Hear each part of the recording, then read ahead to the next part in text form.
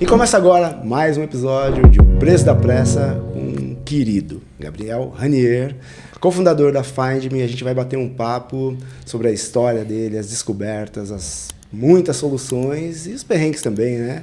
Exato. Bem-vindo, meu amigo. Muito obrigado, Dani. É uma honra estar aqui. Eu acho que foi um convite que eu recebi com muito carinho e estou aqui também com muita presença, com muito carinho. Espero que seja um papo muito legal. Vai ser. Muito bom. Conta pra gente, como é que começa a tua história no empreendedorismo? No empreendedorismo, vamos lá. Eu diria que eu fui picado, né, pelo mosquitinho do empreendedorismo no ensino médio ainda. Tive essa sorte, digamos assim. Então eu já era um jovem assim que gostava de criar coisas, de fazer muitas coisas assim, aventuras, era escoteirozinho e tal, essas coisas. Mas aí eu entrei no Instituto Federal do Rio Grande do Norte, no IFRN lá, no curso técnico de administração de empresas. Então só aí já dá uma outra visão. Uma visão, mas também já vai dando um cheiro, né, de um possível empreendedorismo, mas ainda não foi aí que foi a picada. Mas no segundo ano do ensino médio, eu tive a oportunidade de participar de um programa que se chamava Programa Mini Empresa, que era um programa de uma ONG chamada Junior Achievement. É uma ONG internacional, ela está presente aí, sei lá, em quase 100 ou 100 países. Caramba. Ela é mantida por empresas em cada país e ela tem um propósito de ensinar empreendedorismo ainda nas escolas. Nossa, então ela tem desde ensino fundamental até o ensino médio. E no ensino médio, o seu último programa é esse programa Mini Empresa. Que é o mais forte deles, né? Assim, é o mais robusto. É um programa onde em 3 meses você tem que desenvolver uma organização, abrir capital, arrecadar sócios, né? Que geralmente são pais e mães da galera ali, sabe? Aí você cria um produto, desenvolve esse produto, vende durante 3 meses e depois você finaliza a empresa e paga os lucros, se tiver, para aqueles que forem envolvidos.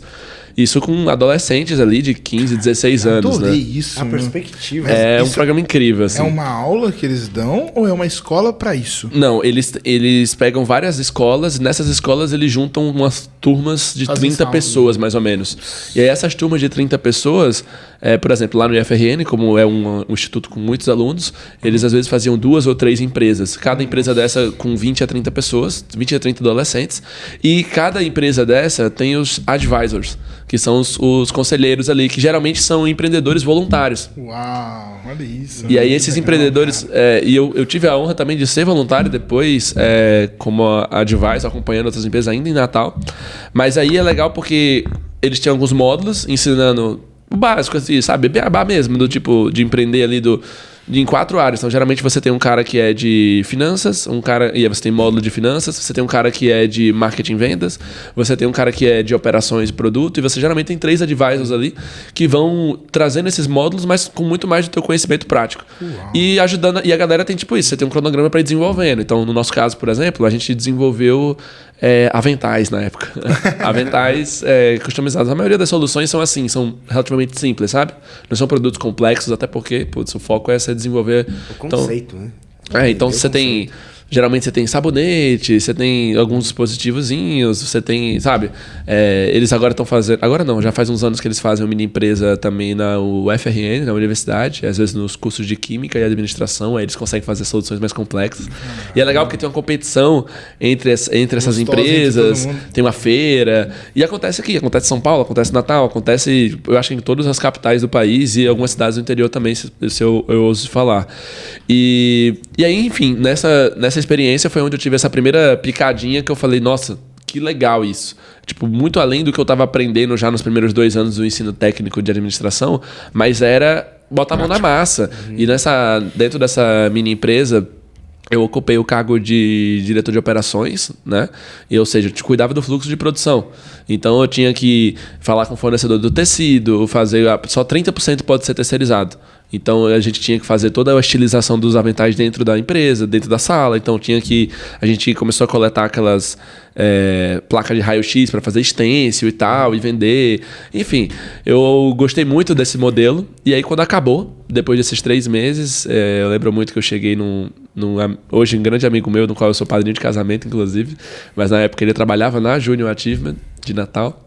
E eu falei com ele, cara, hoje é o último dia, né? E depois?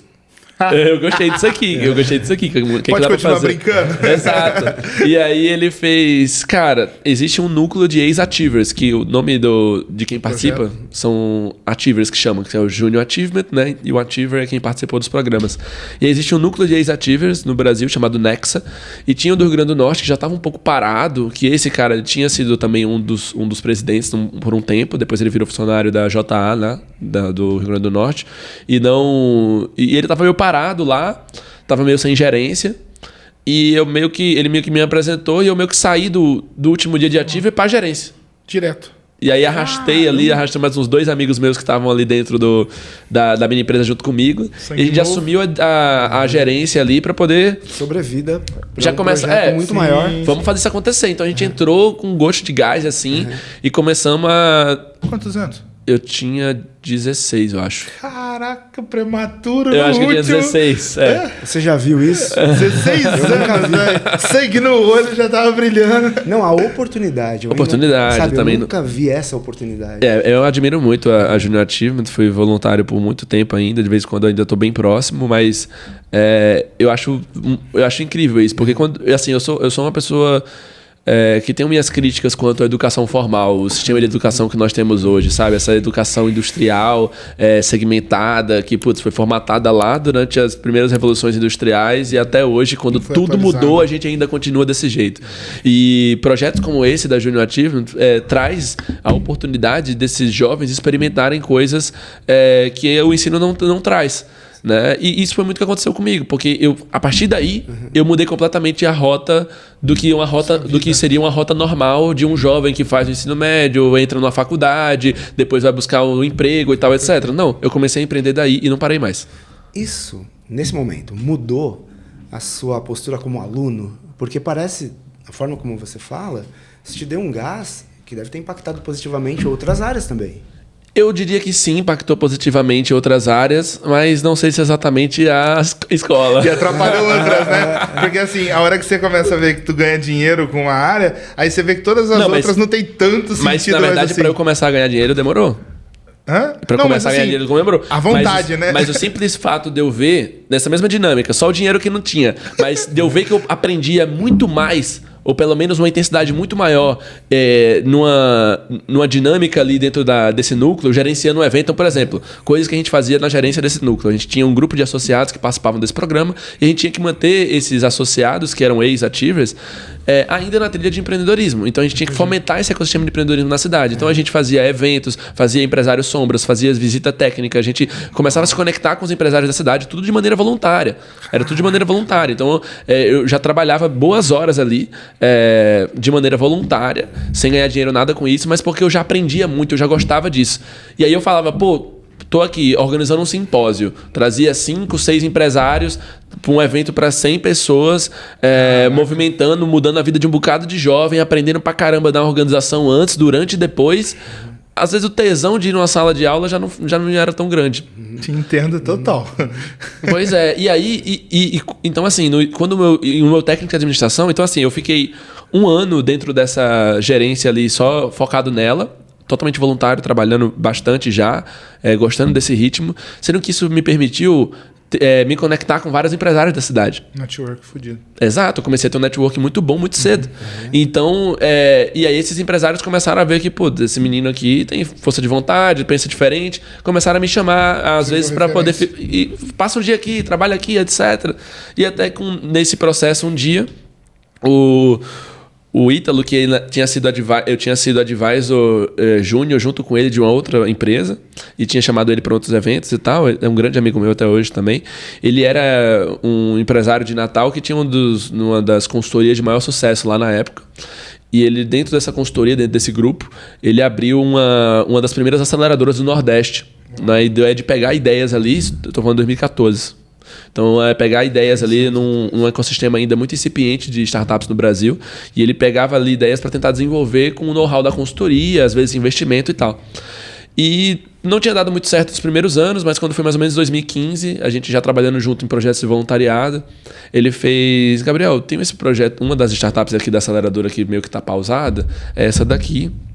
É um projeto que eu não queria deixar morrer, mas o fundador já não tá dando mais atenção, eu não consigo mais dar atenção. E, cara, de todas as que a gente acelerou, essa era que eu mais gostava e tal. Queria saber se você não quer assumir. Aí eu, cara, tipo assim, eu já tava há 1 ano, 2 anos ali no máximo, entendendo sobre empreendedorismo, num conceito mais tradicional da coisa. E startups, esse mundo de startups, essa forma de empreender como startups é outro universo. É uma bolha à parte. 2014, muito incipiente. E aí eu falei pra ele, olha, cara, tipo assim, eu não sei muito de nada, né? Mas eu vou estar, que você sabe, já pegou meu ritmo, minha dedicação, né? Vou aprender. Ele, não. Eu tenho um consultor aqui que está nos Estados Unidos, está fazendo uns cursos lá, ele está aprendendo sobre startup lá, está fazendo uns cursos de Steve Blank na época, etc. Ele pode te ajudar mandando alguns materiais, alguns conteúdos para você, tirando algumas coisas para você. E assim, minha primeira coisa que eu consumi de startups foi tudo em inglês, desse cara mandando para mim na época. Meu inglês nem era tão bom assim, mas tive que puxar a corda para isso, para tentar ir entendendo, e a gente foi desenvolvendo, e foi muito bacana porque eu ainda era voluntário lá no grupo, e eu comecei a cruzar isso. Então assim, eu lembro que em poucos meses eu fiz minha primeira venda, e qual que era a ideia, né? Tô deixando mais prático aqui. A ideia dessa startup era a Blue Eye, ela era uma espécie de Google Analytics para loja de varejo física. Então sabe o Google Analytics de site? Sim. Onde você sabe quantos entraram, etc. Então a gente colocava câmeras nas lojas, identificava quantas pessoas entraram em qual horário, se era homem, se era mulher, qual era a faixa etária, e cruzava isso com outros indicadores para você. E você sabia, dentro do varejo físico, como que estava o seu comportamento do público.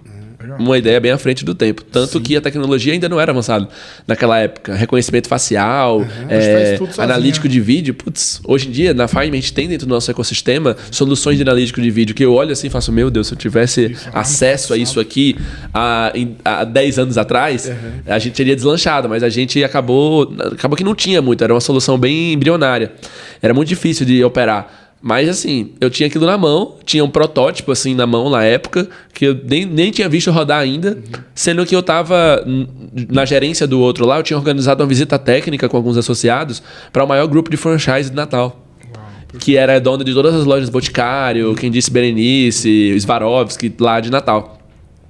Não podia perder essa oportunidade. Eu tava 2 meses na Blue Eye e tava fazendo esse evento, aí eu, quando acabou o evento ali, puxei o diretor de lá, falei, olha, tô trabalhando numa empresa X, YZ e tal, a gente faz isso e aquilo. O cara, sensacional, eu quero isso. Vamos conversar? Falei, vamos, beleza. Vamos conversar. Mostrei pra ele lá, fiz uma apresentaçãozinha, fechei a minha primeira venda. Acho que foi a minha primeira venda na vida, assim, oficial, contrato assinado, com meus, sei lá, 17 anos, acho aí, 16, 17 anos.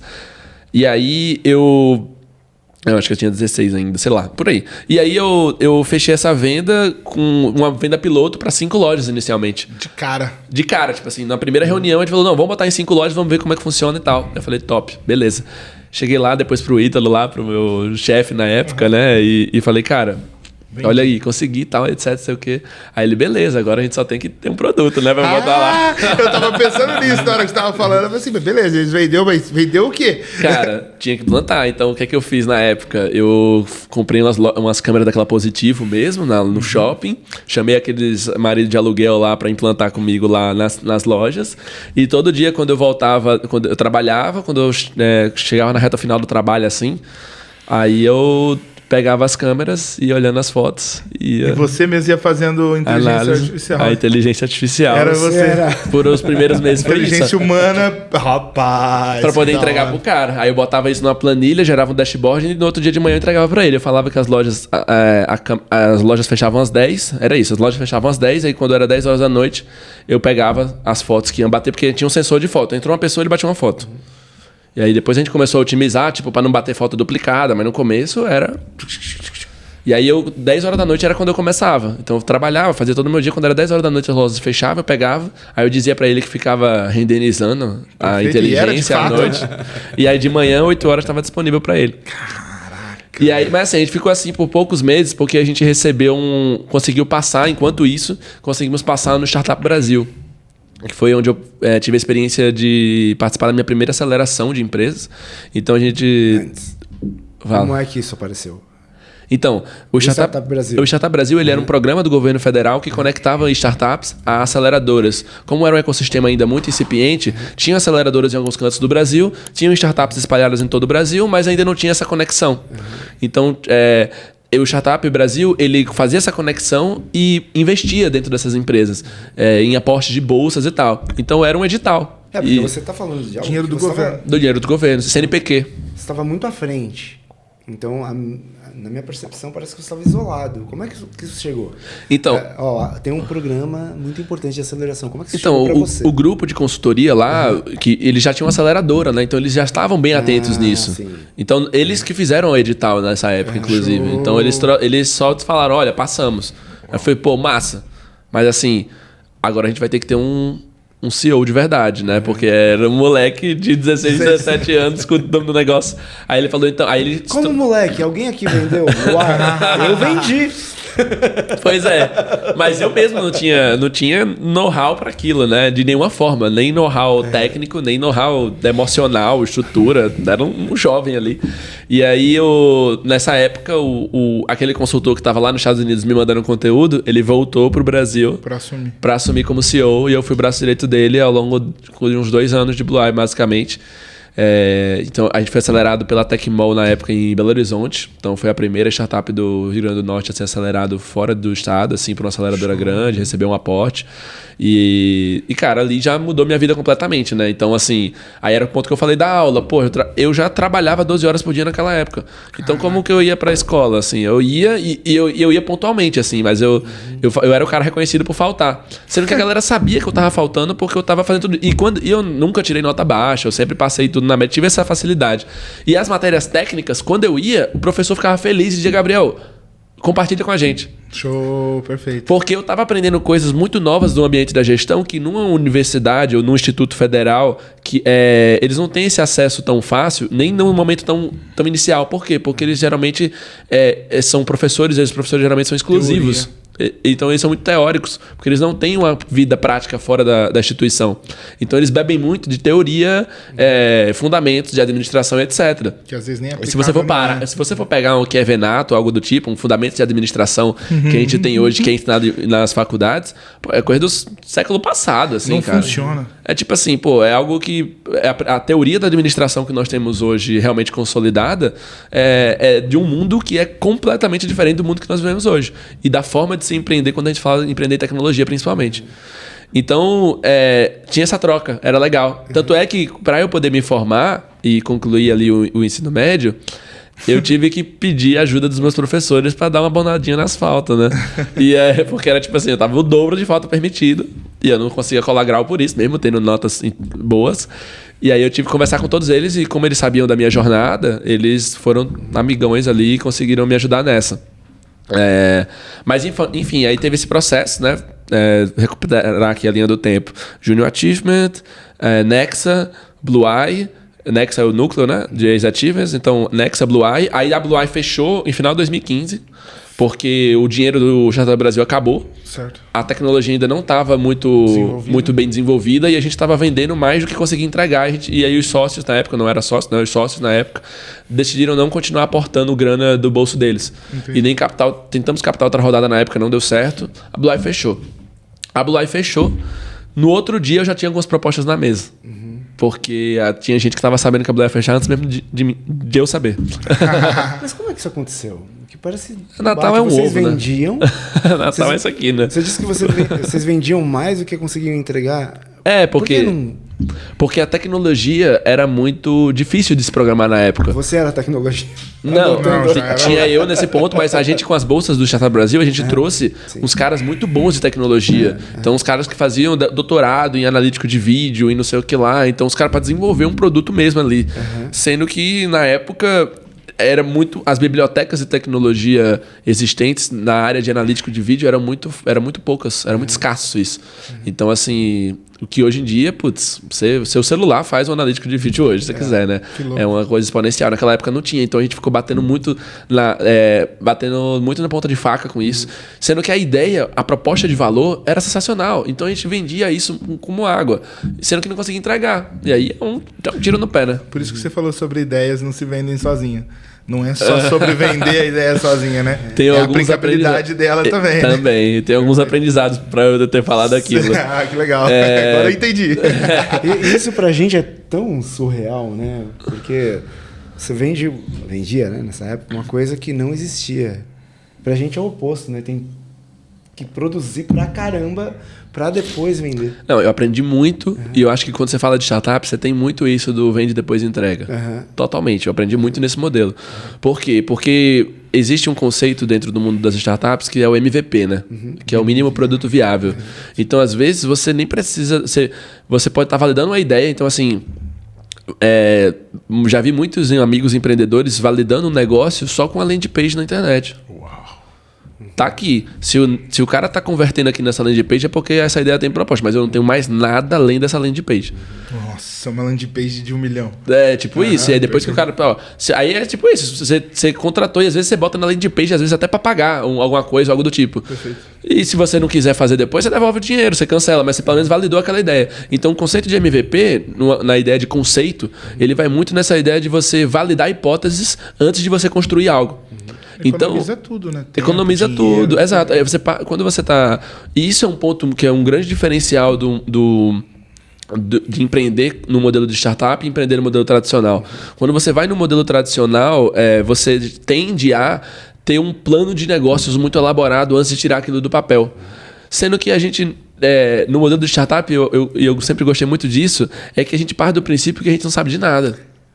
Nós não sabemos de nada. Tudo que nós temos na nossa cabeça são hipóteses. E nós, empreendedores, às vezes achamos que temos a melhor ideia do mundo, que todo mundo vai comprar, que vai ser aquela coisa maravilhosa. E esse é o maior erro de todos, porque quando você dá o primeiro passo, tudo já é diferente. Então, antes de você montar um plano de negócio gigantesco, fazer uma poupança gigantesca para investir no teu negócio, fazer várias coisas para poder começar de fato a botar o produto na rua, primeiro vai ver se tem gente que quer esse produto. Valide. Primeiro vai validar essa ideia. Então, primeiro você valida a proposta de valor, você valida o mercado, depois você valida o produto, várias formas de você validar o produto. Qual que é a melhor forma de entregar aquela proposta de valor? Então, a gente partiu muito desse princípio, né? Desde o começo da Blue Eye. Então, antes era uma pesquisa pontual, depois a gente entendeu que o cara queria isso como analytics. E você vai conversando com o cliente, você vai validando algumas hipóteses, vai entendendo isso. E eu acho que dentro da jornada da Find Me, eu tive isso maior ainda do que na Blue Eye. Quando veio a Find Me? Logo na sequência. Então, a Blue Eye fechou.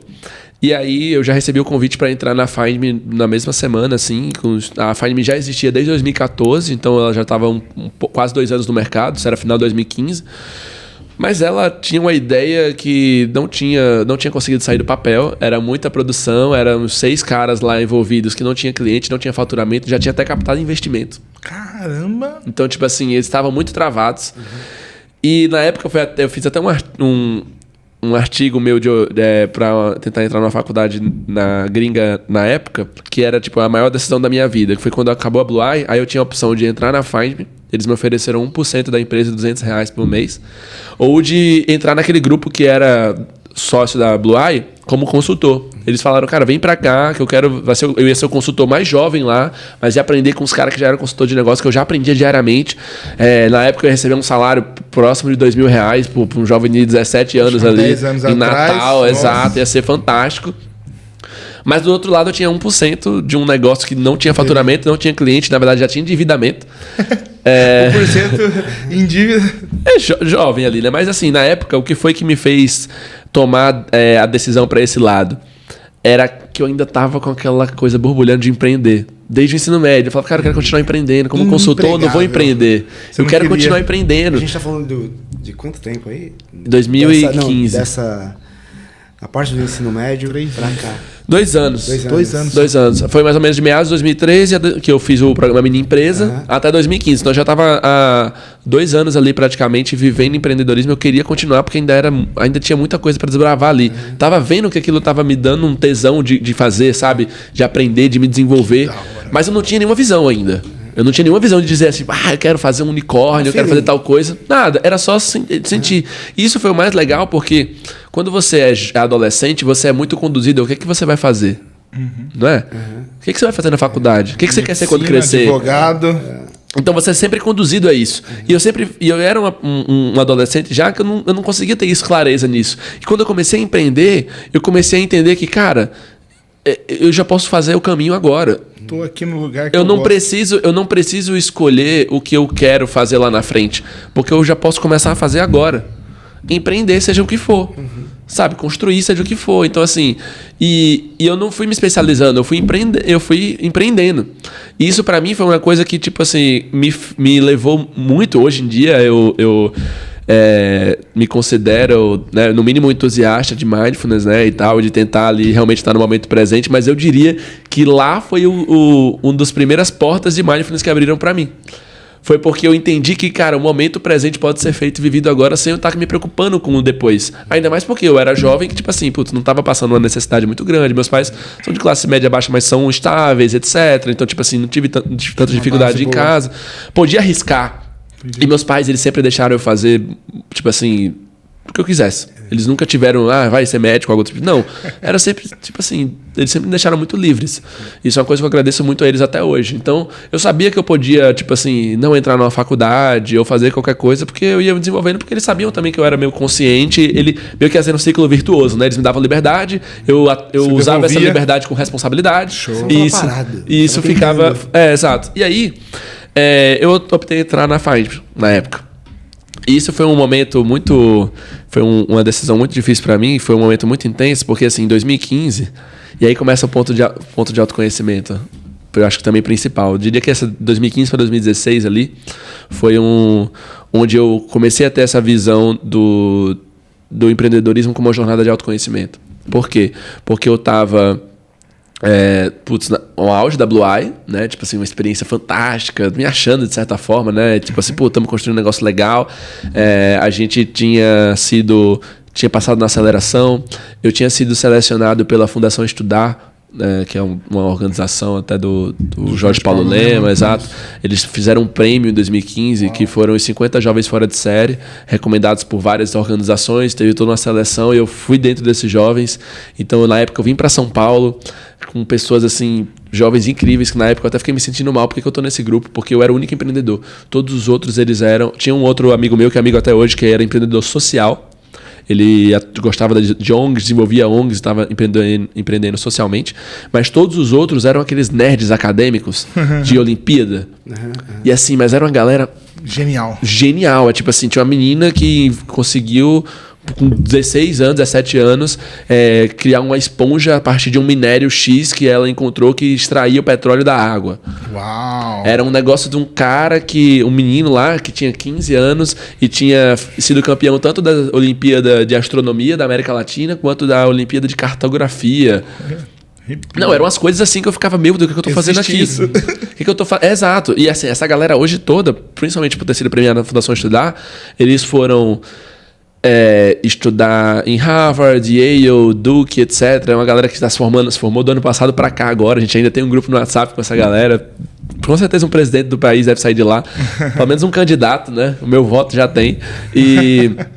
Mas aí, naquela época, a gente veio fazer esse evento aqui, ainda estava na Blue Eye. Estava na transição, a Blue Eye meio que já estava sabendo que não ia rolar e já estava tendo umas conversas por aí. Mas a gente veio para cá para fazer esse movimento, esse evento, que foi um final de semana, aplicando um programa que eles aplicam dentro da Fundação Estudar, que é o Catarse, que é um programa de autoconhecimento, na verdade, para os jovens de sexta a domingo. E aí foi ali onde me deu um estralo, por quê? Porque até aquele momento eu estava me achando fora daquela bolha ali, eu estava dizendo, cara, por que eu estou aqui? Sendo que quando começou a rodar os exercícios de autoconhecimento, eu era praticamente o único da turma que me desenvolvia bem ali. Porque relação com pessoas. Que conseguia entender valores, propósito de certa forma, que conseguia olhar para dentro de uma certa maneira, que conseguia trazer isso, poder colocar em palavras muitas vezes o que eu sentia. Colocar em palavras o que eu sentia, ou algo do tipo, que os jovens ali estavam meio que, nossa, um peixe fora d'água. O que é que eu estou fazendo aqui?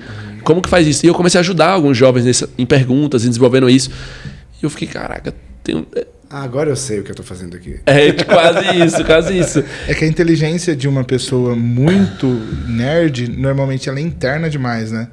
E aí acaba ela é muito canalizada, né? Isso, ela muito... foi conduzida para aplicar o conhecimento dentro daquela área. O empreendedor não pode ser assim, né? O empreendedor é muito genérico, né? Total. Exato. E aí, naquela época... Tem que ser, né? Tem que ser. Senão não funciona. E aí, quando eu voltei daquele evento em São Paulo, foi mais ou menos quando na mesma semana a Blue Eye fechou de vez e depois eu optei por entrar na Find. Na época eu tomei a decisão de entrar na Find porque esses empreendedores que estavam ali, por mais que não tivessem nenhum resultado palpável naquele momento, eles eram todos, tipo assim, 30 a mais, com filho e tal. Aí eu falei, pô, esses caras largaram o emprego deles. Acreditaram na ideia. Tem filho em casa para cuidar. Às vezes o cara era a única fonte de renda. Por isso que eles captaram investimento cedo. E eu falei, cara, eu acho que tem muita coisa aqui que dá para ser diferente, mas eu acho que esses caras vão topar. Porque se for um diferente para melhor, eles não estão aqui para brincadeira. Não é um projetinho mais de escola. Uhum. E eles vão me ouvir, né? Ou ouvir o mercado, né? Sim, perfeito. E foi o que aconteceu. Então eu entrei em novembro de 2015.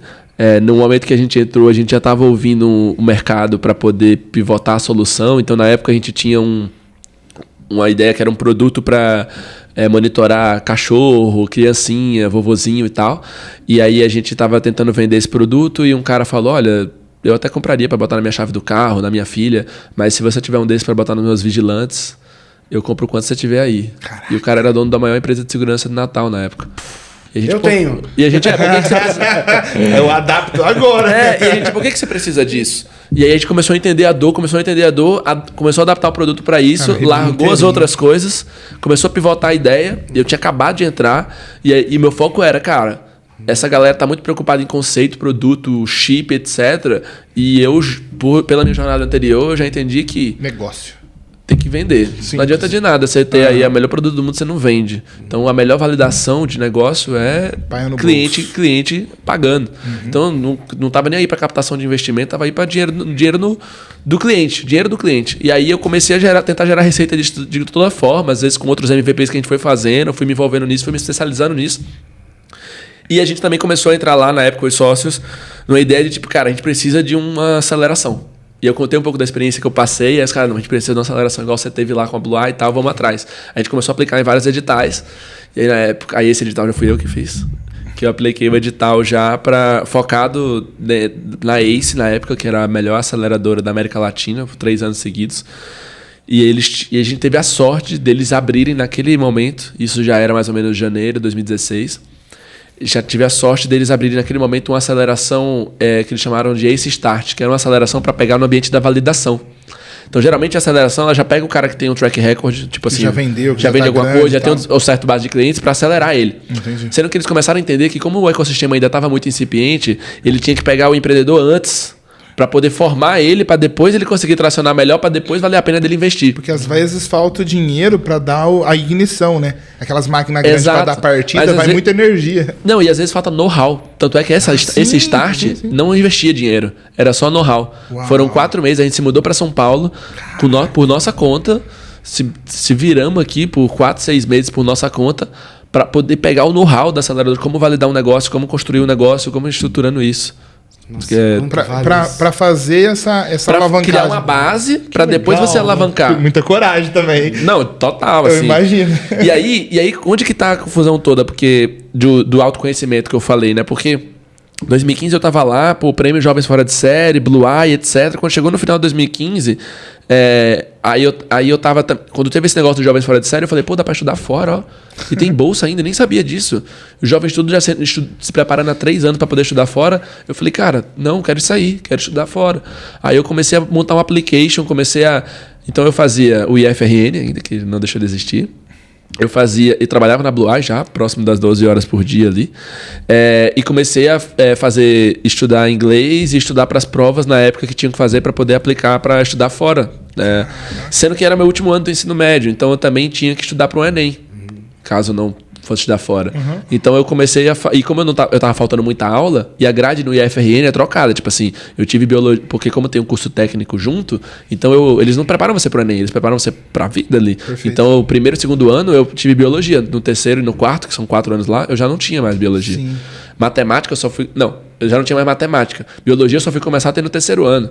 Então, para fazer uma prova do Enem, eu tinha que ter uma preparação por fora. Uhum. E aí eu comecei a fazer aqueles cursos de 3 meses antes, assim, da prova. Então minha rotina já era essa, né? Então eu ia pro IF ali, pegava as aulas que eu conseguia pela manhã, depois eu ia trabalhar e ficava na Bulai aquele tempo todo, depois eu saía de lá, ia pro cursinho do Enem, chegava em casa, 11 horas da noite, começava a estudar para aplicação fora. Caramba. Ia dormir 2, 3 da manhã, para no outro dia 7 começar tudo de novo. E aí eu tava nesse pique gigantesco, e aí começou a tudo dar errado, porque começou, Blue Eye fechou. Aí estudar fora eu não consegui dar conta desse ritmo todo, não consegui nem enviar direito as aplicações, tive meu primeiro burnout, minha terapeuta me... Você olha objetivamente, não dá. Não dá. Com esse ritmo, não durou assim. Eu contrabandeei Ritalina na época pra poder conseguir estudar à noite. Era isso. Venvança você não tomou, não? Não tinha na época Venvança. Tá. Era Ritalina. E não tinha nem dinheiro se tivesse também pra comprar Venvança. Mas na época era Ritalina que eu consegui lá num povo ali que eu conhecia. Mas enfim. E aí tudo começou a dar errado, de certa forma, né? E eu não entendia. Jovem, eu falei, putz, estou no auge, e aí eu não vou estudar fora, a Blue Eye não funcionou, não vou nem estudar em outro estado. Então eu passei ainda na UFRN lá em Natal mesmo e tal, mas putz, não era lá que eu queria ficar. Então e agora eu tô numa outra empresa que não tem nem faturamento nem nada, tipo assim. E aí foi onde eu tive a minha primeira frustração, eu diria, assim, frustração grande de entender isso. Que onde eu parei e falei, caraca, eu tava numa ascendente tão grande e agora eu não sou ninguém. Do nada. Caiu tudo de uma vez, que foi no final de 2015. E aí foi quando eu comecei a internalizar isso, porque foi quando eu comecei a ter, eu acho que o meu primeiro direcionamento maior para autoconhecimento. Porque foi quando eu entendi por que eu tô frustrado. O que é frustração? Eu criei expectativas. Por que eu criei expectativas? Que expectativas eram essas? Eu criei ou criaram em mim? Ou eu estou pensando em expectativas que estavam pensando de mim? Eu estou pensando no que os outros iriam pensar de mim? Por que eu estou frustrado? Então eu comecei a entender tudo isso e comecei a entender, mas eu aprendi muito com essa jornada. Quais foram os aprendizados que eu tirei daqui?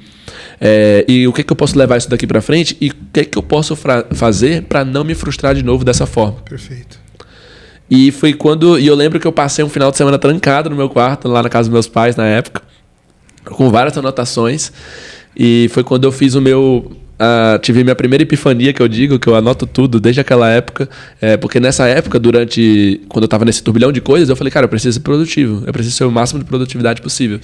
Foi quando eu comecei também, junto com essa questão do autoconhecimento, a autogestão, né? Porque eu tinha que lidar com tudo isso. Então eu falei, cara, vamos estudar sobre produtividade. Antes de começar a fazer tudo isso, como que eu posso ser mais produtivo? Aí foi quando eu comecei a conhecer métodos de produtividade, dentre eles o GTD, que é o Gary Fink-Dones, é o framework de produtividade mais utilizado no mundo. Eu tive a sorte de conhecer ele nessa época com 17, 18 anos. E um dos princípios maiores dele é: sua cabeça não foi feita para lembrar, ela foi feita para criar. Então anote tudo. Uau, interessante. Então eu anotava tudo. E eu anotava tudo e tratava essas notas dentro de um fluxo, dentro de um processo. E eu faço isso até hoje, né?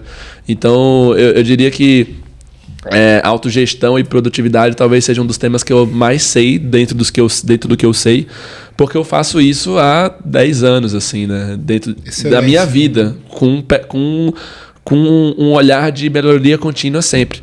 Então nessa época foi onde eu tive a primeira epifania, fiz o meu primeiro planejamento anual. Desde então eu planejo meus anos todos de uma forma melhor cada ano, mas foi quando eu planejei 2016. Eu falei, beleza, estou entrando num novo ano, estou entrando num novo cenário, um novo contexto. Como que eu tenho que me direcionar aqui dentro? Então foi quando eu olhei para mim, eu setei eu preciso de pilares que vão me ajudar a tomar decisões. Perfeito.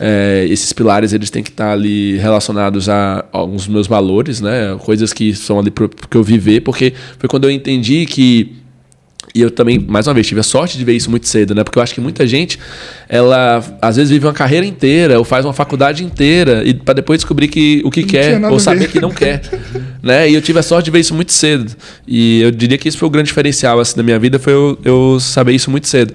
E aí uma das coisas que eu soube muito cedo, que eu tive a sorte, foi de entender que propósito não era uma visão. Propósito não é onde eu quero chegar. Propósito tem que ser algo que me move hoje. O que é que me move hoje? Então o propósito está muito mais vinculado aos meus valores, a coisas que me alimentam hoje, e eu posso descobrir isso muito mais olhando para o passado do que projetando um futuro. Perfeito, faz sentido. Então eu olhei para esse período, comecei a entender como que foi esse meu processo, o que foram meus aprendizados. Eu falei, cara, o que eu gostei? Eu gostei de aprender. Mas isso vai contra a visão tradicional de propósito de uma forma muito grande, né? O pessoal que fala, tipo, o propósito é sempre futuro, é sempre futuro. E é muito frustrante essa ideia de futuro, porque ele pode ser a ideia de uma outra pessoa, igual você falou.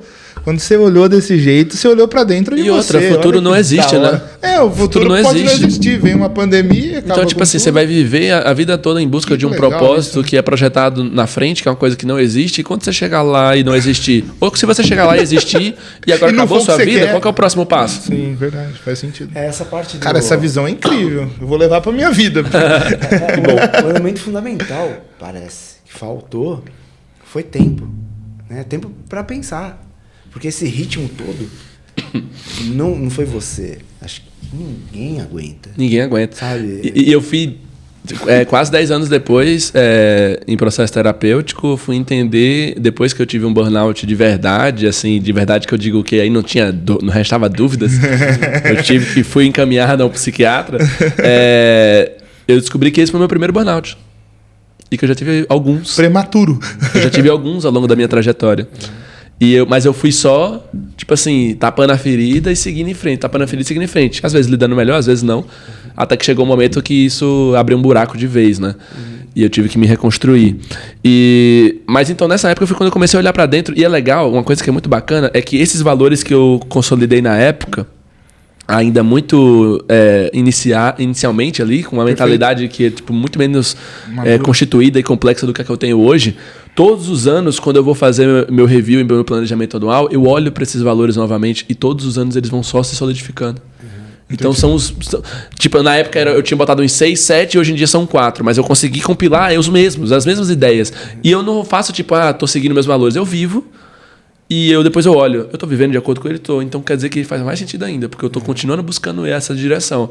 Então, isso faz com que quando eu projete para o futuro, eu tente tomar minhas decisões baseado neles. Então, o propósito para mim foi muito mais sobreviver cada vez mais de acordo com os meus valores do que, de fato, algo que eu quero alcançar lá na frente. Como que as pessoas podem, que estão ouvindo o podcast, encontrar esses valores delas? Como que você encontrou os seus? Não precisa nem falar os seus, se você não quiser. Mas como que a pessoa pode enxergar nela quais são esses valores? Você fez alguma coisa para isso? Sim, na verdade eu fui atrás de várias metodologias que tem hoje de autoconhecimento. E na época, eu lembro, esse final de semana que eu fiquei trancado, eu saí com Roda da Vida, saí com autobiografia, saí com várias coisas que eu fui fazendo para pegar esse exercício. E eu acho que assim, esses valores, ele é um pilar muito forte quando a gente fala de autoconhecimento. Porque é meio que o que você te compõe ali, né, de direção, né? Do seu norte, exato. Então, por exemplo, eu acho que o primeiro exercício que tem que fazer é olhar para trás, olhar para a tua trajetória até aqui e falar, poxa, quais foram os momentos que eu, de fato, fui feliz, que eu me desenvolvi, que eu me motivei, que às vezes você está fazendo e você não olha porque você está fazendo, né? Muito. Então, isso é uma das primeiras dicas que eu daria. O que pode te ajudar dentro desse processo é um processo terapêutico, né? Um processo de análise ou de psicologia no geral, porque você vai ter um exercício ali semanal ou quinzenal para olhar para o que você está fazendo e trazer esse entendimento. Você tem uma percepção de quando você passou, sabe? Porque, nossa, eu quebrei, burnout. Uhum. Quando deveria, dentro do que você trouxe, quando a pessoa deveria buscar essa ajuda, ou autoajuda, ou ajuda de um profissional? Mas no caso, para a questão de autoconhecimento ou para o burnout? Para o autoconhecimento. Então, peraí, eu tô... Para nós aqui, né? O momento... quando começa a ficar muito difícil.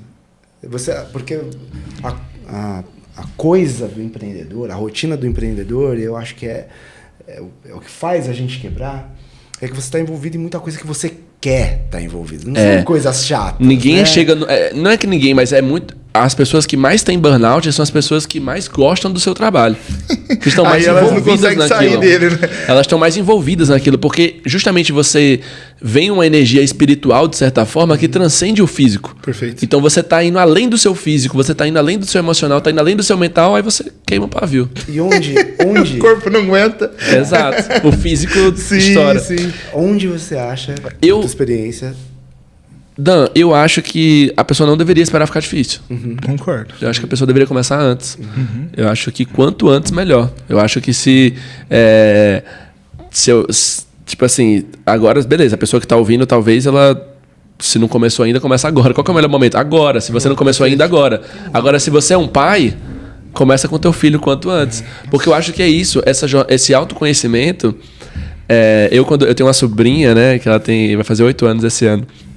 E toda vez que eu tô com ela conversando, ela é super inteligente. As crianças de hoje em dia, né, nasceram com chip diferente, né? Sim. E eu fico muito falando com ela sobre questão de autoconhecimento, terapia. Nossa. E é incrível como a criança ela consegue acessar. Sim. Ela consegue acessar essas coisas. Uma sabedoria, parece que é interna. Exato, já, né? Que às vezes você vai falar com um adulto e ele é muito mais resistente. É que elas estão aqui. Exato. Elas não ficam projetando muito no mundo das ideias, porque elas estão vivendo o momento presente, né?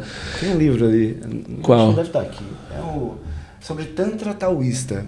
E é muito interessante. Tem uma parte bem grande que ele começa assim. Se tá difícil, tá errado. Tipo isso. A gente complica muito, né? Não é pra... Não fala sobre empenho. A gente tem que se empenhar. Tem uma hora que a gente tem que dar um sprint. Mas, sabe, difícil.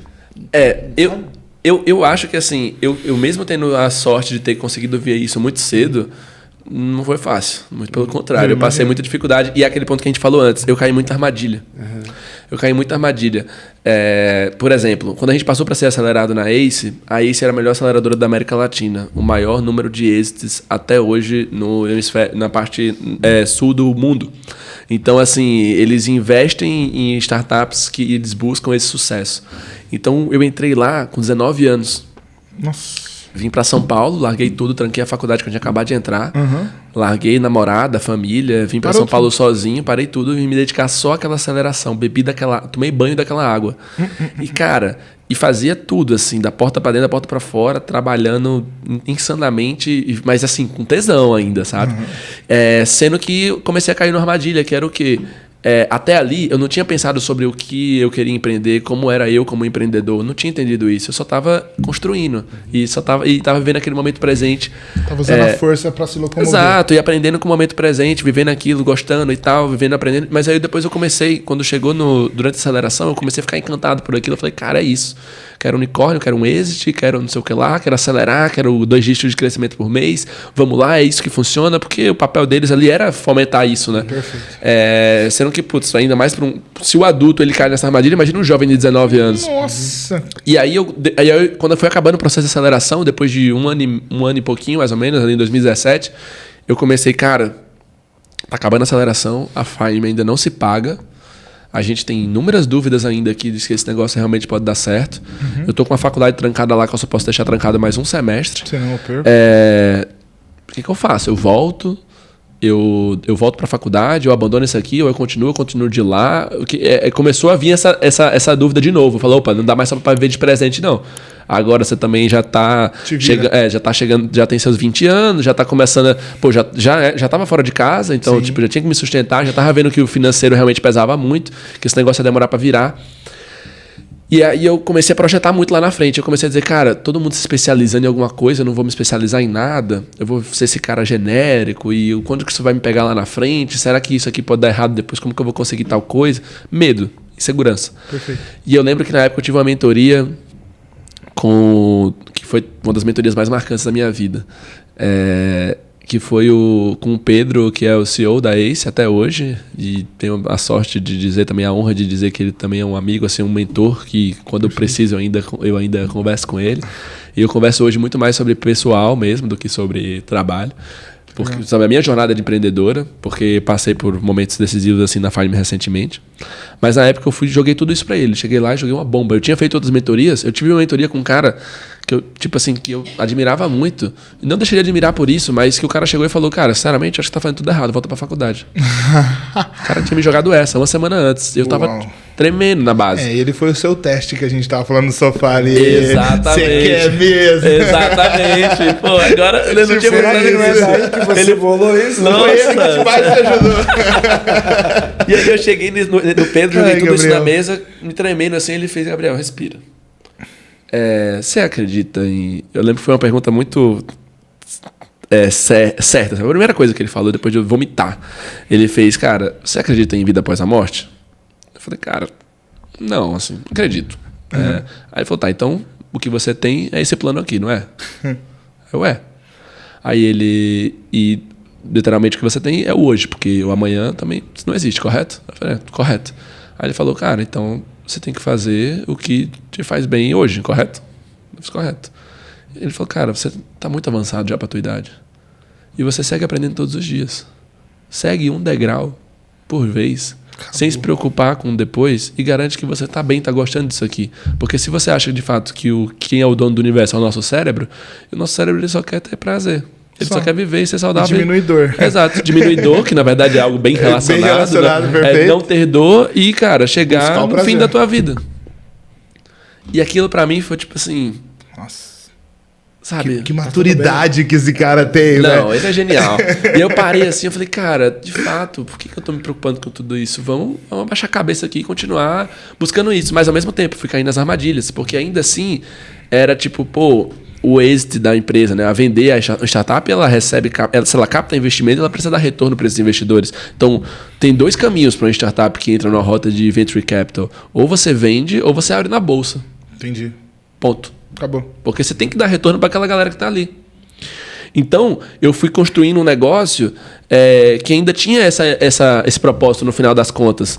E eu fui ralando, desenvolvendo, comendo pão que o diabo amassou para poder tirar um negócio do chão ali, desenvolver a organização. Sendo que ao longo desse processo, eu também fui me descobrindo como empreendedor. Você foi amadurecendo no processo. Porque eu fui gerenciando pessoas. Sim. Fui transformando a vida de pessoas que foram me transformando também. Fui conhecendo clientes, conhecendo operações, eu costumo dizer que eu sempre fui o que a Find Me precisou que eu fosse.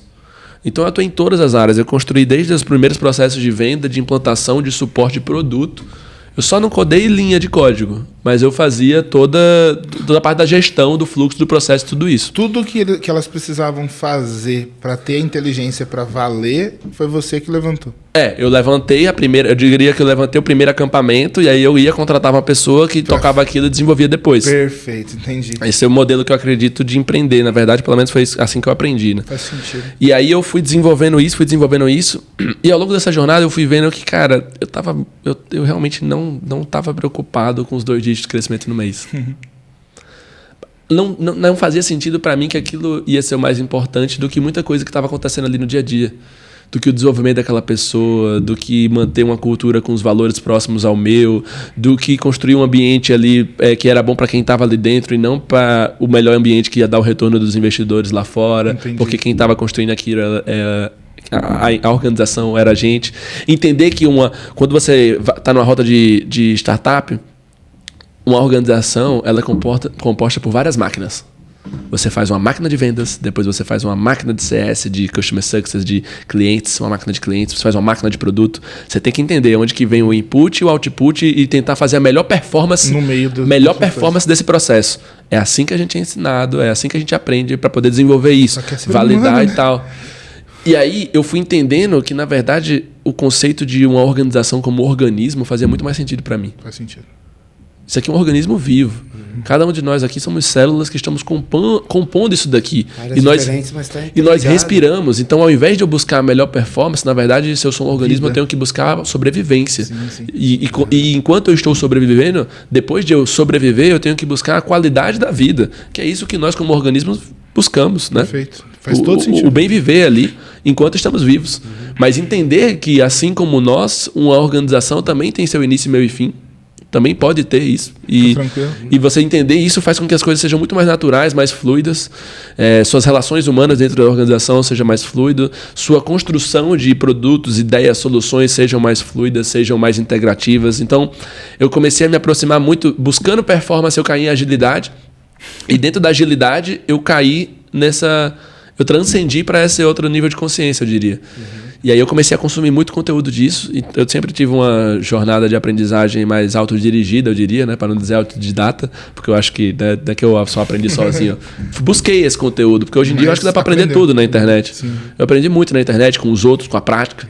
Então eu montei minha própria forma de aprender, que hoje é praticamente um framework de aprendizagem da Find.me. Todo mundo tem o seu plano de desenvolvimento individual direcionado dessa maneira. A gente foi evoluindo em conjunto. Mas eu fui consumindo muito dessa coisa e entendendo, cara, isso aqui é um organismo, isso aqui é assim, assado, para mim é assim. Empreender, para mim faz mais sentido assim. Eu prefiro... Aí sabe aquela discussão de é remoto, presencial, etc. Então, cara, para mim, só para pegar como exemplo desses conceitos, para mim faz muito mais sentido. Cara, eu acredito que uma organização presencial ela é mais produtiva. Ela é mais inovadora, ela é mais produtiva, ela tem várias coisas que facilitam e eu acho que com certeza pode influenciar para ela ter um crescimento maior de tração, uma curva maior, uma curva mais acentuada, um crescimento de 2 dígitos por mês com a organização presencial. Certo. Mas será que é isso que a gente que vale? É só isso que vale? Qualidade de vida, as pessoas gostando de estar ali. Então, quando a pessoa vem discutir, tipo, o presencial é mais produtivo, tá, mas é só esse aspecto que você quer avaliar? Esse é o único, né? Esse é o único pilar que faz você avaliar o seu modelo de trabalho? Eu prefiro ter uma organização que eu possa trabalhar de onde eu quiser, que eu possa ter uma gestão horizontal, que eu possa ter um poder descentralizado, que as pessoas se sintam integrais ali, que não precisa ficar com máscaras fingindo quem é quem, que eu possa fazer o meu horário, que eu possa trabalhar 4 dias por semana. Sabe? Aí eu comecei a entrar nessa dicotomia, porque eu ficava tipo assim, eu tenho um investidor aqui que eu preciso dar um retorno, então eu preciso seguir essa linha, mas eu estou empreendendo e eu quero essa... E o meu modelo de empreender é essa outra. É contra o outro rolê do investidor. E eu acabava não conseguindo fazer nenhum dos dois direitos. Entendi. Quando isso acontece, tá muito ligado também com quem é a pessoa que está trabalhando para você. Total. E aí vai ter pessoas que vão performar nesse modelo seu, dessa visão, e outras que não. Exatamente. Como que é decidido isso? Desliga a pessoa. É entender quem é... Na verdade, eu acho que o processo ele é muito mais do que antes de desligar, é contratar, né? Ah, tá. Então é tentar mapear ao máximo tem que as pessoas. Para contratar. Exato. E entender, porque dentro desse processo de contratação, você tem que entender qual que é o arquétipo daquela pessoa e se ele vai fazer sentido dentro da nossa organização. Perfeito. Não é o melhor candidato, é o melhor match. Opa, legal. Então, tipo assim, para eu evitar ter que desligar porque essa pessoa não está aderente ao processo, é só contratar melhor. Eu vejo hoje muito... Não é só contratar melhor, que é muito difícil. É muito difícil, porque normalmente o empreendedor, quando ele vai contratar, ele quer contratar uma cópia dele. Sim. Ele olha e fala assim, isso aqui eu gostei. Rapaz, e às vezes a gente isso faz, inconscientemente a gente acaba fazendo isso também, né? Sim, tem isso de... Acontece muito. Você está falando de uma jornada aí que demorou muito para você se descobrir. Sim. E continuo me descobrindo. Depois disso, fica mais fácil. O que é que eu preciso dessa pessoa? Porque tem disso. Você contrata alguém e você não sabe direito. Muitas vezes você é o gestor ruim. Sim. Eu fui o gestor ruim por muito tempo. Porque eu não sabia direito. Eu achava que ela vai entender.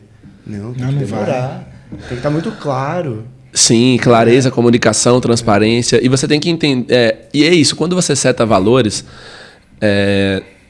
quando você seta valores claros e uma visão clara, e eu acho que isso não só dentro de uma organização, mas até em relações pessoais eu acredito nisso, todo o resto ele é adaptável, porque todo o resto acontece, ele muda. Então, tipo assim, eu tenho eu comecei a me apaixonar por esse mundo da autogestão.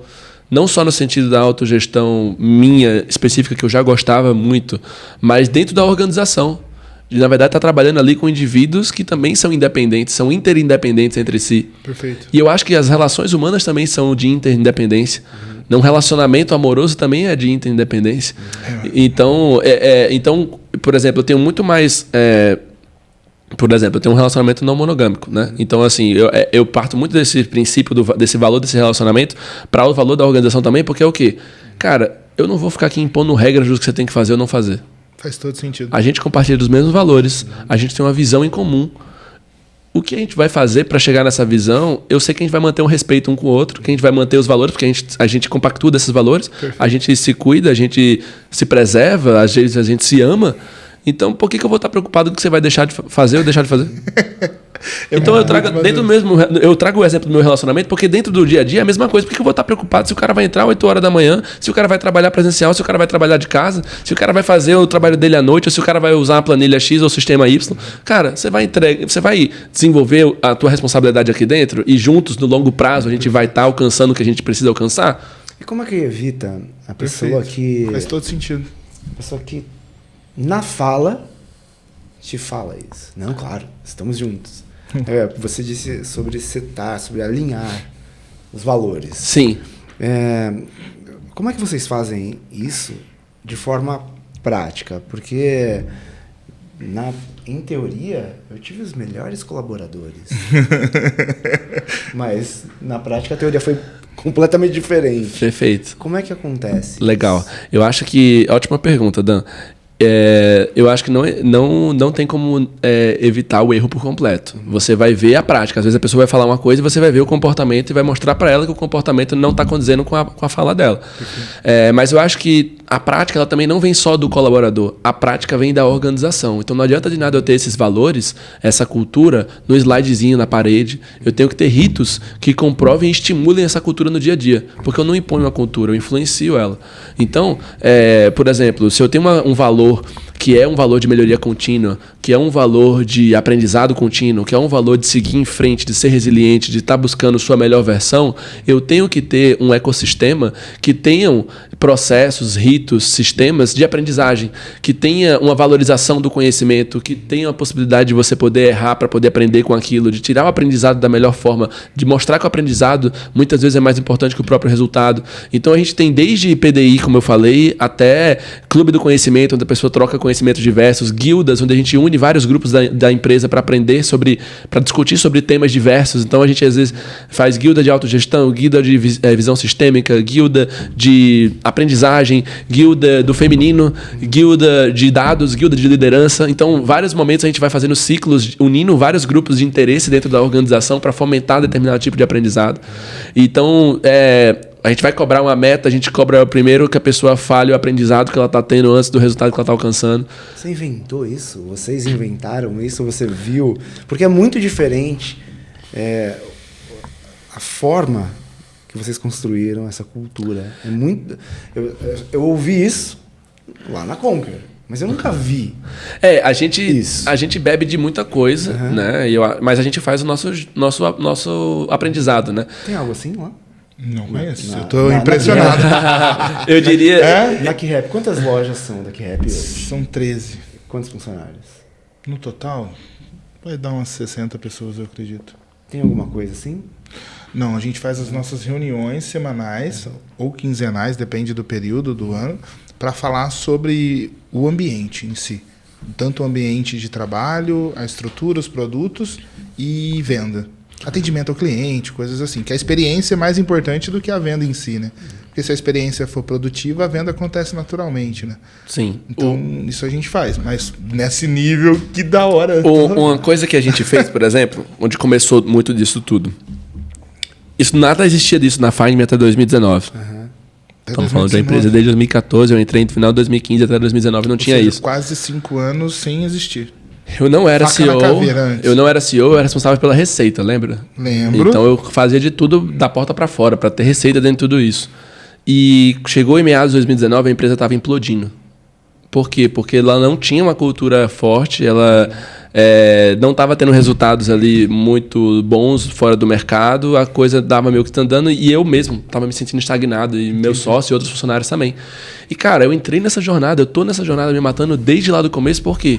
Por conta do aprendizado, por conta da evolução contínua, por conta essa minha evolução pessoal todos os dias, que é isso que está me movendo até aqui. Então, se eu estou agora já há meses andando de lado, cara, a depressão bate. Eu tô mal por isso. Algo que era para me fazer bem, tá me fazendo mal. E que me fez bem até aqui, mesmo eu sofrendo tudo isso. Agora eu não tô mais. E isso deu um impasse lá, onde a gente teve que chacoalhar algumas coisas, senão tinha gente saindo, etc. e tudo mais. Dentro dessa chacalhada, eu virei CEO. Entendi. E a partir do momento que eu virei CEO, eu falei, cara, antes de eu me preocupar da porta para fora, como eu fazia antes, cuidando da receita, como CRO, eu agora tenho que olhar da porta para dentro. E para olhar da porta para dentro, eu preciso construir organização para quem está aqui dentro goste de viver essa organização e goste de fazer ela crescer. E aí foi quando a gente começou a explorar essas coisas, porque aí eu parei de gastar minha energia só em vendas e para gastar energia dentro disso. Eu virei CEO em outubro de 2019, 3 meses de aplicação, já dava para ver a cultura mudando. Já fizemos um novo planejamento, começamos a construir o plano, comecei a me motivar de novo ali mais ou menos em janeiro de 2020. Tipo assim, caraca, realmente foi a melhor decisão ter ficado, ter assumido como CEO, porque agora eu tô vendo, o time tá gostando, o negócio tá evoluindo e tal. Mudou o resultado? Aí veio a pandemia, mudou o resultado. Uhum. A gente teve, outubro, novembro e dezembro, a gente teve resultados melhores do que o ano inteiro praticamente. Uhum. E um negócio, não sei se foi coincidência ou não, mas aconteceu. Uhum. E aí entramos em 2020 com a nova frente, um novo direcionamento e a pandemia chegou, né? E aí desandou tudo. Uhum. Aí tudo aquilo que eu tava achando que ia ser bom foi por água abaixo. Aí a gente reduziu o time para 4 pessoas. Caramba, velho. A gente tinha... De quando eu assumi como CEO, eu tava em 12. Até ali foi 4. Caramba, velho. Foi reduzido, ficou em 4. Mas em tese o negócio de vocês... Não era lucrativo assim a esse ponto. E quando chegou na pandemia, logo no primeiro mês, a gente teve 35% de inadimplência. De uma vez? De uma vez, em março. Nossa. Então, aquele susto. Uma pancada Então absurda. parou todo mundo, não importa mais crescer, agora o jogo é sobreviver. Uhum. E aí naquele momento eu reuni com meus sócios na época, que na verdade era eu, o meu CTO que está comigo até hoje, e 2 funcionários que a gente trouxe como sócios. Era nós 4. A gente se reuniu ali. E aí eu falei, gente, por que vocês estão aqui? Por que a gente está aqui? Por que a gente está aqui comendo pão com diabo amassou esse tempo todo? Pô, sem ganhar um puto. Assim, sabe? Passando dificuldade mental, emocional, financeira, física, tudo. Por que a gente está aqui? E aí a gente começou a jogar na mesa, fazer o exercício. E muito do que a gente estava ali era aprendizado, muito do que a gente estava ali era essas relações pessoais que a gente tinha construído um com o outro, nós 4 ali. Essa transparência, coisas que regiram a gente para poder chegar até ali. Então a gente pegou isso que fez a gente chegar até aqui e fez, beleza. Se isso foi o que fez a gente chegar até aqui, então é isso que a gente tem que ser os pilares da empresa. É isso aqui que a gente tem que olhar. É isso aqui que a gente tem que valorizar, porque se não tiver isso, a gente não vai continuar aqui. Então, como que a gente estimula um ambiente que tem isso aqui? E aí foi quando eu comecei a criar... Eu trabalhava 12 horas durante o horário comercial e um pouco depois para cuidar da operação da empresa financeira, comercial, etc., durante a pandemia. E à noite eu começava a produzir a empresa que a gente estava começando a reconstruir. Construir para o futuro. Exato. Então eu comecei a desenhar ali de 4 até umas 12 pessoas novamente, perfeito, só no papel, antes de começar a contratar. Perfeito. Consolidando, trazendo framework e tal. E foi quando eu comecei a, de fato, me debruçar sobre a organização e não sobre o negócio. Então foi quando eu aprendi que quando você está construindo uma empresa, você tem 2 pilares. Tem o do negócio e tem o da organização. O negócio é produto, vende. Perfeito. Você quer comprar, eu te vendo. E eu vou montando isso dentro do negócio, eu vou vendendo. Tem muita empresa hoje que é milionária, assim, tem muito recurso, muito faturamento, mas você olha lá dentro, vai levantar o capuz, você não sabe como é que ela está parada de pé. Por quê? Porque ela tem um negócio muito bem estruturado, o negócio é muito rentável, mas a organização ninguém olhou para ela. E a organização, na minha visão, é o que faz esse negócio sustentar no longo prazo. E sustentar da maneira que deve ser. Que tenha mais controle, que você tenha mais direcionamento do que você quer fazer. Então eu comecei era de dia eu fazia o negócio acontecer, de noite eu fazia a organização que vai sustentar esse negócio depois. E a gente começou a construir o time e já começou a fazer a contratação assim. Eu construí a empresa agora eu vou começar a contratar. E eu não vou continuar construindo a empresa somente, eu vou construir agora o time que vai construir a empresa. Ou seja, você parou de ficar com mão na massa para ficar no projeto em que as pessoas iam fazer junto. Na verdade, eu estava nos 2, né? Aquela pergunta que a gente faz, né? Que é o que é preciso ser feito, além do que é preciso fazer. Uhum. Nossa, legal. Quem são... Que time é esse? Sim, sim. Né? Que time é esse que vai construir... Não esse sonho, é essa realidade. E ainda assim a gente quebra muita cara, a gente vai caindo em muita armadilha, mas a gente foi consolidando tudo isso, né? Mas o ponto... Processo. E aí o ponto que eu acho que foi a principal armadilha que eu caí aqui, caindo no objetivo do podcast, né? Foi porque eu estava fazendo tudo isso, estava reconstruindo a organização, estava entendendo tudo isso de propósito, de integração, de essa agilidade que levou para a organização como organismo, lendo, consumindo desses conteúdos, entendendo o estágio de consciência que eu queria que o nosso organismo tivesse, que eu queria chegar também. Mas eu tinha mais de 70% da empresa na mão de investidor. Caraca. E na mão de founders que não estavam mais na operação. 70%. Só era essa a dinâmica. 66%. 2/3 da empresa fora. Caraca. E aí, cara, do que adianta? Eu tô construindo uma empresa aqui que não é minha, não é nossa. Não é de quem tá aqui fazendo ela. Entendi. E agora? Tipo assim... É aquilo que eu falei. Pô, faz sentido, eu tô construindo isso aqui tudo pra chegar um momento e o cara dizer, para dessa ladainha aí, cadê meu retorno de investimento? Sim. E eu tinha uma cobrança, porque eu sou uma pessoa íntegra e eu tinha uma cobrança. Quer devolver o resultado? Quero dar o retorno do investimento. Uhum. E aí eu ficava, tipo... Uma briga interna muito grande. Interna, externa. Tudo acontecendo. Várias brigas acontecendo. E aí foi quando eu bati o martelo e falei, cara, não tô conseguindo fazer nenhum dos dois direito. Preciso dar um ponto final nisso, porque isso está me consumindo. E aí foi quando em 2022, eu decidi, então vamos vender logo a empresa, vamos fazer o esse da organização, e depois eu começo uma outra desse modelo, ou arrumo um emprego, sei lá, pela primeira vez na vida, faço uma carteira de trabalho e vou mudar a coisa assim. E aí, mas foi a jornada. E aí 2022 inteiro, eu corri atrás de vender a organização. Conversei com mais de 50 empresas, tive o apoio da ACE, tive vários apoios ali para conversar, para entender. E aí para mim foi o estopim ali quando eu cheguei no burnout real, foi porque chegou mais ou menos no segundo semestre de 2022, eu tava ralando muito para isso, tava conversando com muita empresa, tava construindo muita coisa que os caras pediam e os caras consomem, véio. É tipo assim, para poder ter uma segunda reunião contigo, você tem que me entregar umas 15 planilhas de tal e tal projeção, de tal e tal forma, de tal e tal coisa, para poder ir avaliando o negócio, debulhando o negócio, recebendo propostas assim baixíssimas, porque os caras, pandemia ainda mais, o mercado Venture Capital tinha caído muito, não estava com pouquíssima receita, poucos múltiplos, os caras estavam meio que sucateando assim, você mostrava os ativos, mostrava a fórmula e o cara arrumava um jeito de fazer uma fórmula contrária. Mas o pior de tudo era, em todas as negociações, todas, principalmente as que avançaram mais, eu era pelo menos 50% do produto. Ou seja, você tinha que ir junto e ia ficar preso. Não queriam nem negociar o tempo que eu ia ficar depois. Vapo. Geralmente é o earn-out que falam, né? Que é tipo assim, você vende, fica 3 anos, depois você pode sair fora. É tipo assim, a maioria era ou era 5 anos, ou era, cara, não quero nem falar de earn-out, porque se não for pra ter você aqui... Eu nem quero o negócio. Ou eu participei de mesa de negociação de eu dizer, cara, olha o tanto de ativo que a gente tem aqui, você não tá fazendo uma proposta... viável. Uma proposta um pouco baixa, e o cara falava, cara, você sabe que eu tô fazendo essa proposta porque eu quero você aqui no time, né? Então, pra uma pessoa, eu acho que eu tô pagando caro. Eu cheguei a ouvir isso. E assim, algumas pessoas podem até pensar, nossa, pô, é fodão, né? E tal, a galera tá te querendo. Não, meu pensamento foi tipo assim, cara... Na verdade, eles estão querendo colocar você numa gaiola e canta aí, passarinho, né? É tipo assim, cara, eu sou um produto disso daqui. E 60% de você não é seu, né?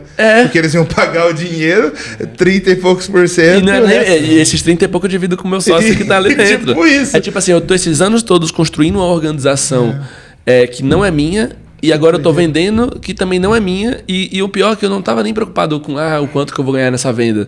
Mas porque lembra que eu tava querendo vender para me livrar e fazer outra coisa. Você não ia ter essa liberdade. E eu não ia ter a liberdade. Eu tava vendendo os meus próximos anos. Eu não tava vendendo uma organização. Eu tava vendendo meus próximos 5 a 10 anos. Eu tava vendendo minha vida ali. Perfeito. Eu não sei nem se eu vou ter amanhã para viver. Eu vou vender meus próximos 5. Você tá ficando agora doido. Que eu descobri que propósito é o hoje. Não, e agora que eu tô entendendo como que eu quero construir uma organização, o que é que realmente me dá tesão em empreender, o que é que de fato faz eu me reconhecer como empreendedor, como um estilo de organismo que eu quero fazer parte. E aí, tipo assim, aí foi onde veio o burnout total, assim. Foi quando eu me vi sem escolhas, sem autonomia da minha vida, que foi um valor que desde lá de 2015 era forte pra você. Era um dos meus principais valores, né? Então, por exemplo, ao longo de todos esses anos, eu sempre tive muitas decisões difíceis para tomar e muita bronca para aguentar. Mas eu sempre olhava para os meus valores, 4 valores que eu tinha buscado, base. Entendido eles, eu nem definido, eu tinha entendido eles lá atrás. Autonomia. Então, legal. Eu sempre fui uma pessoa que, desde criança... E é aquela coisa que você olha, desde criança, eu era desse jeito. Sabe quando você falou, como que eu reconheço? Mas desde criança, eu era aquela pessoa que queria ser autônoma, que queria fazer as coisas, que eu brigava com meus pais para sair andando de ônibus na cidade com 10 anos de idade. Então, autonomia para mim sempre foi algo muito importante.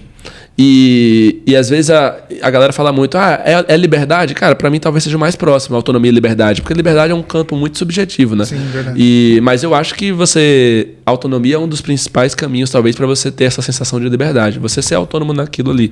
Embora saibamos também que nunca fazemos nada sozinho, né? Mas o quanto mais eu posso ter essa autonomia. O segundo é o tempo, porque o tempo é o escasso. Então eu entendi naquele momento que, cara, a única coisa que nós temos, a partir do momento que eu não penso numa vida após a morte, eu penso que nós temos essa vida de agora. E eu não tenho amanhã, eu tenho hoje. Então eu tenho o meu tempo. Então o tempo, para mim, por si só, é um valor. Absurdo. É um propósito. Porque como que eu aproveito da melhor maneira esse tempo? Como que eu gerencio, de certa forma, esse tempo? Porque é o meu tempo. Então, assim, pode parecer até um pouco egoísta isso, mas... Cara, ninguém vai viver por mim. Concordo. Sim. É a minha vida, é o meu tempo. Eu vou dedicar o meu tempo pra você? Não, você tem o teu tempo, você dedica ele pra você. Fica tranquilo, eu não vou influenciar no seu tempo. Cada um tem o seu tempo. Se a gente ficar dedicando a nossa vida para outro, tem um livro que eu acho sensacional, que é sobre a brevidade da vida, do Sêneca. Isso eu não conheço, não. O Sêneca é um filósofo estoico, sim, talvez um dos maiores, e ele tem um livretinho assim, que chama Sobre a Brevidade da Vida. Que é umas cartas que ele fala sobre essa questão do tempo. E tem uma coisa que ele fala muito. Tem um cara lá que tem 90 anos. E aí ele começa a indagar esse cara. Você tem 90 anos, mas 30 anos você viveu como político servindo a cidade-estado. Tantos anos você viveu como marido fazendo tal coisa. Tantos anos você viveu como tal coisa e tal coisa. Desses 90 anos, quantos você viveu para você? Você tem 90 anos de vida ou de existência? Ai, que dor, né? Então é só, sabe... Imagina o peso disso. Aquele... Dá pra voltar? Você não jogou fora. Não dá pra voltar. Esse é o ponto. Não. Que presente ter contato com esse pensamento agora. Sim. Tem um amigo nosso aqui que ele diz assim, sobre o tempo. Ele fala, Dan, eu tenho tempo pra tudo, menos pra perder.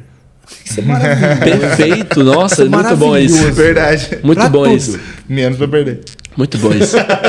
Muito bom. Muito bom mesmo. E eu acho que é isso. É tipo, o tempo é uma coisa que todo mundo tem igual, né? As mesmas 24 horas no dia, exato. E você que tem que ter o domínio do que você vai fazer ele. No próprio livro também o Sêneca fala algo como aquele que usa o seu tempo da sua vida para o seu próprio interesse, para o seu próprio prazer, para a sua própria vida, ele não teme o amanhã.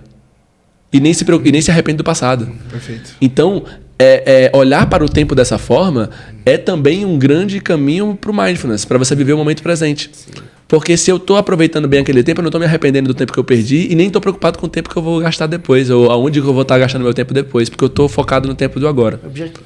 Objetivamente, só tem agora. Exato. Tem agora. E esse é o segundo. Caramba, muda tudo essa percepção. Porque, por exemplo, eu quero fazer alguma coisa. Não, mas fulano me chamou para ir lá. Ele não vai ficar feliz se eu não for. Olha que louco isso. É isso. E é isso. Tipo, a filosofia entra nessa aplicação. Roda a cabeça de ponta cabeça.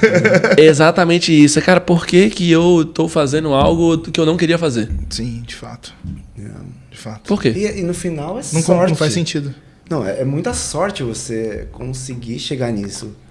Porque na grande maioria... A grande maioria das pessoas estão indo. Só no automático. Mas conduzidas, né? Olha que doideira. Eu tenho um sobrinho de 1 ano e 6 meses. E o menininho é uma gracinha. Só que tudo que ele termina de fazer, ele acaba de fazer, ele bate palma. Então ele acabou de comer, ele bate palma, que ele acabou de comer, mas ele aponta pra você e fala pra você bater palma também.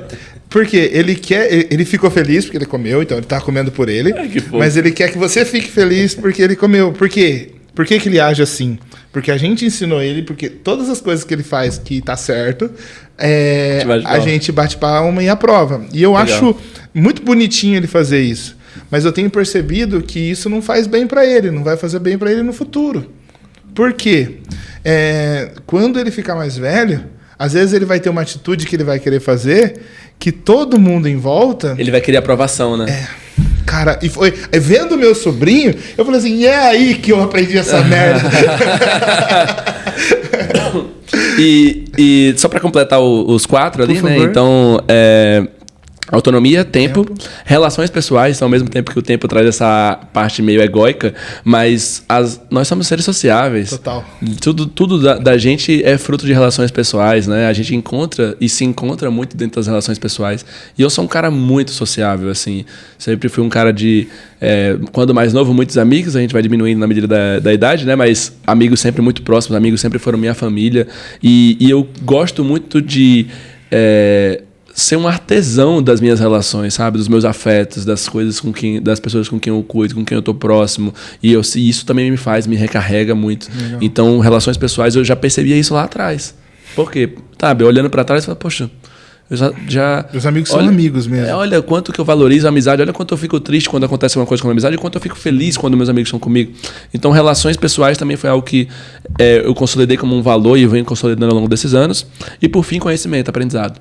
Perfeito. Porque desde sempre, cara, eu era fascinado em aprender as coisas. E aprender na prática. E errava e eu não ficava me preocupando, tipo assim, putz, errei, que merda. Mas eu ficava tipo, putz, errei e como que a gente pode aprender com isso? Ou aprendi aquilo. Então, esses 4 valores, eles foram se consolidando. E até hoje eles são eles, né? Que guiam. Relações pessoais, tempo. Conhecimento, tempo, relações pessoais e autonomia. Perfeito. Muito legal. Então, sempre quando eu vou tomar uma decisão, e nessa época, quando eu estava, por exemplo, tentando vender a empresa, eu pegava todas as empresas que eu estava negociando, a proposta de pós que eles falavam comigo, e eu botava os pilares. Em autonomia, como vai ser isso aqui para mim? Perfeito. Em aprendizado, como que vai ser essa experiência para mim, essa decisão? Em relações pessoais, como que isso vai interferir nas minhas relações pessoais? Tinha uma empresa, por exemplo, que queria que, ao comprar, que eu fosse morar em Goiânia. Isso impacta totalmente minhas relações pessoais. Total. Né? Meus amigos. Zeraria, né? 8 anos que eu tenho aqui em São Paulo de amizade, né? No meu relacionamento amoroso, tudo aqui, eu ia mudar muito isso, né? Então eu sempre olhava para esses 4 pilares, eu sempre olho até hoje para tomar minha decisão em cima disso, né?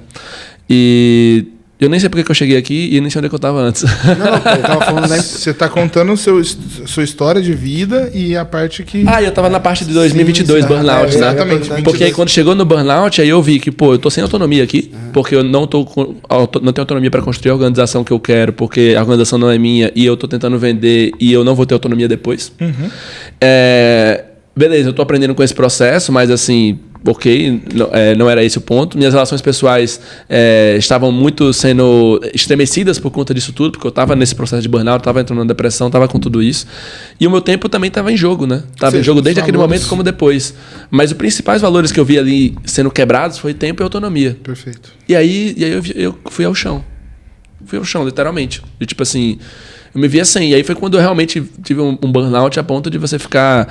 Sabe, de você... Não sei se vocês já tiveram alguma experiência de depressão ou burnout. Você vê o mundo sem cor, de você estar ali chorando incansavelmente dias a finco, de você ter gatilhos muito grandes, de você não conseguir mais estar ali naquele ambiente lidando com aquelas questões. E era muito difícil porque eu tinha que lidar com aquelas questões.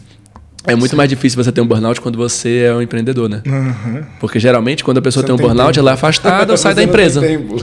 Não, e assim, geralmente o burnout, quem te adoece é o ambiente de trabalho. Sim. E aí a recomendação que a maioria dos psiquiatras fazem é sair desse trabalho, desse ambiente que te adoeceu. Como que você se cura sem sair do ambiente que te adoeceu? É um desafio. Foi o meu desafio. Eu imagino. Foi o meu desafio. E eu tive que ressignificar o ambiente. Eu imaginei. E não só ressignificar... Então você saiu. De dentro... Hã? Então você saiu. Eu saí, mas era a forma que eu tinha de sair, era essa. Então eu tive que ressignificar o ambiente que eu estava, criando um outro ambiente e também criando uma nova forma de eu me relacionar com aquele ambiente. E a recepção para essa proposta? Vamos mudar isso aqui. Para quem? Para eles. Para eles quem?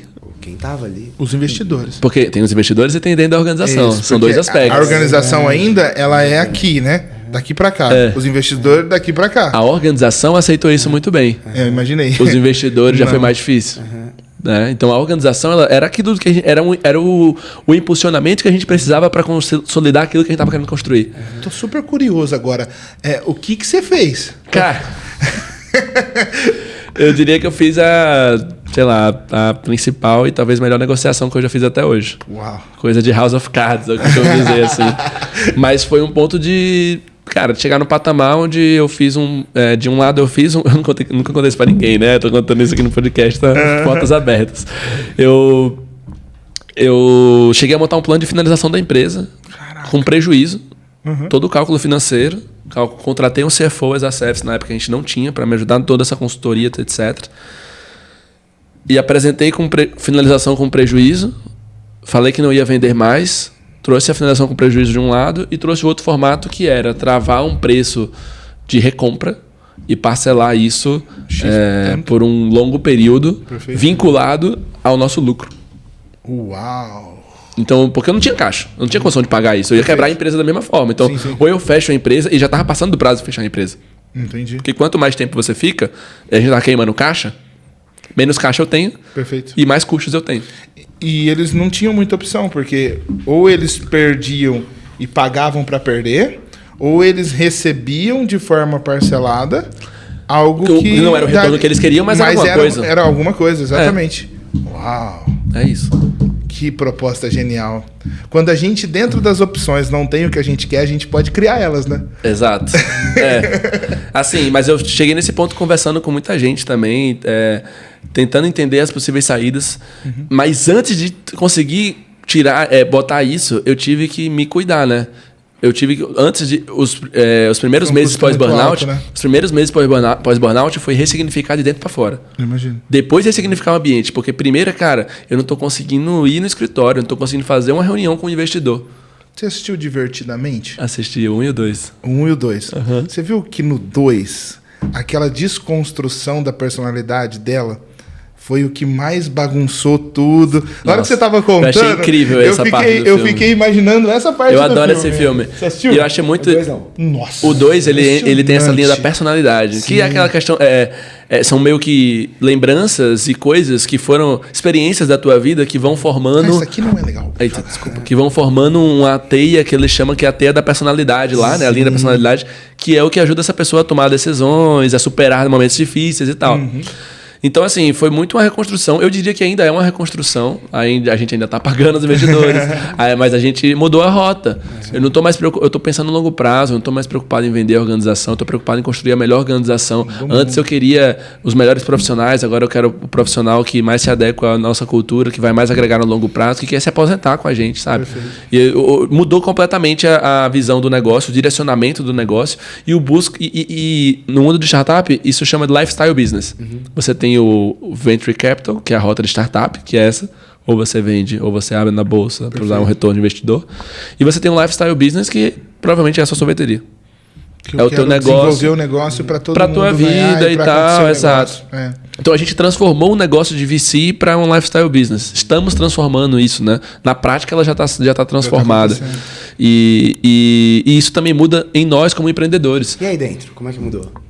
Cara, tem mudado muito. Tem mudado pressão, muita coisa. Né? Tirou uma parte da pressão. Tirei uma pressão gigantesca. Manteve os quatro do lado. Olhei para mim como nunca tinha olhado antes. Porque a partir do momento que eu olho para, por exemplo, que eu trago a prioridade maior como lifestyle business, então eu olho para o meu lifestyle. E quando eu olho para o lifestyle, eu olho para minha qualidade de vida. Eu olho para o meu tempo.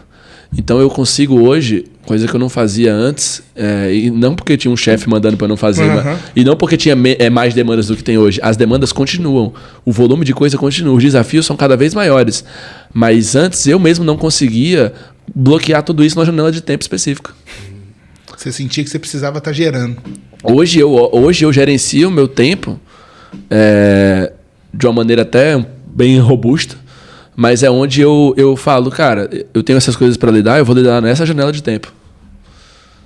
Passou dessa janela de tempo aqui, eu vou viver outra coisa. Perfeito. Eu comecei a olhar hobbies, side projects, tentar fazer, ler outras coisas. Eu tinha saturado já meu hobby de leitura, porque eu só lia coisas de negócio. Comecei a ler filosofia, comecei a ler livros, literatura, livros que não tem nada a ver com negócio. Comecei a buscar outros tipos de experimentos, comecei a valorizar outros aspectos da vida. E isso não quer dizer que eu comecei a me importar menos com o trabalho, eu comecei a ser um empreendedor pior, ter uma performance pior. Eu acho que muito pelo contrário. Pela perspectiva que eu tenho hoje, pela lente que eu tenho hoje, eu acredito que eu tenho uma melhor performance. Sim, perfeito. Porque é aquilo, né? A produtividade ela não é sobre fazer a maior quantidade de coisas, é sobre fazer as coisas certas. Sim, exato. Então, quais são as coisas certas que eu quero fazer? E quem define o que é o certo a ser feito não é mais o investidor, o mercado, ou o ego de fora. É eu ali. Então eu consegui fazer isso, tenho conseguido, é um desafio, né, semanal, onde eu faço um planejamento semanal, mas eu tenho tentado levar isso para os meus sócios e para o time. Então é de chegar, é de agora poder chegar e dizer, tipo assim, não bateu a meta de vendas e a pessoa está se matando por isso. Eu falo, cara, se você se matar, aí que tu não vai bater a meta no mês que vem mesmo. Porque morto não bate meta de nada. Exatamente. Então é uma mudança de vários aspectos, assim. Sua vida é sua? Cara, eu busco que sim. Eu busco que sim. Isso fez com que eu olhasse muito mais ainda para essa autogestão. Então, hoje, por exemplo, lá tem uma guilda de autogestão dentro da Find.me, onde todo mundo que entra, o primeiro PDI é formado por 3 matérias, que é visão sistêmica, para conhecer toda a empresa e ter uma visão sistêmica de fato, entender que sua ação ela faz parte de um todo. Uma técnica específica da tua área e uma que é a autogestão. E nessa de autogestão eu sempre apresento uma palestra no primeiro encontro dessa sequência de encontros, e onde eu falo para todo mundo o quanto que cada um pode ter sua própria autogestão, não só dentro da empresa, mas na sua vida também. E aí eu divido a autogestão em 3 pilares. Gestão emocional, que envolve essa parte, desde a parte de propósito, autoconhecimento. Autoconhecimento é a base da autogestão, né? Você não dá para gerenciar o que você não conhece. Você não faz nada. Exato. E aí a gestão emocional, ela parte muito da inteligência emocional, da questão das tuas energias, do quanto que isso te move para frente, o que é que você quer fazer e tal. Então essa gestão emocional, para mim, é um grande pilar dentro da autogestão. O segundo pilar é a gestão do tempo, que pode ser uma gestão produtiva, é a gestão do tempo. Como que você gerencia melhor o seu tempo, que é a sua vida, para fazer o que você quer fazer. Então, assim, até amanhã tem um piquenique com meus amigos no parque, tá na minha agenda e na agenda de todo mundo, que eu mandei invite. Perfeito. Entendeu? Então eu sou desse tipo. Minha namorada a gente tem um date toda semana, tá na agenda. Quando a gente quer mudar, a gente muda lá, a gente bota, puxa, cada um vê a agenda um do outro. Foi um dos melhores conhecimentos que eu me interessei e fui buscar. Gestão de tempo. Gestão de tempo. A gente tem muito menos do que pensa, né? E eu sou muito... Como assim? Muito menos o quê? Tempo. Muito menos tempo? Depende da gestão que você faz, né? Eu acho. Da visão que você tem. Colocar isso na mesa, coisa simples. Você marcou para encontrar com a sua namorada. Normalmente a gente não coloca o tempo de deslocamento nessa gestão. Então a gente tem menos. Por isso que tem que aproveitar mais. Sim. Organizar faz conseguir dar uma boa qualidade para aquilo também. Bom direcionamento. Se você faz isso assim, você não fica mexendo no celular 2 horas, por exemplo. Exato. Porque tem muita gente que fala que falta tempo para ler, mas tá assistindo uma série. Tem 3 anos e meio que não tem Instagram. Então, olha que maravilha, cara. 3 anos e meio. Por isso que sobra tempo. Mas são hábitos como esse. Mas tem o tempo nele. Sabe aquela... Sim. Mas são hábitos que você vai criando ao longo para se gerenciar. Sim. E o terceiro, só para finalizar, o terceiro pilar da autogestão, nessa minha... nem minha teoria, mas nesses meu compilado de aprendizados que eu tenho feito, é a gestão do conhecimento. Então, eu gosto da perspectiva de que a vida ela é um conjunto de experiências que você vai absorvendo e levando consigo.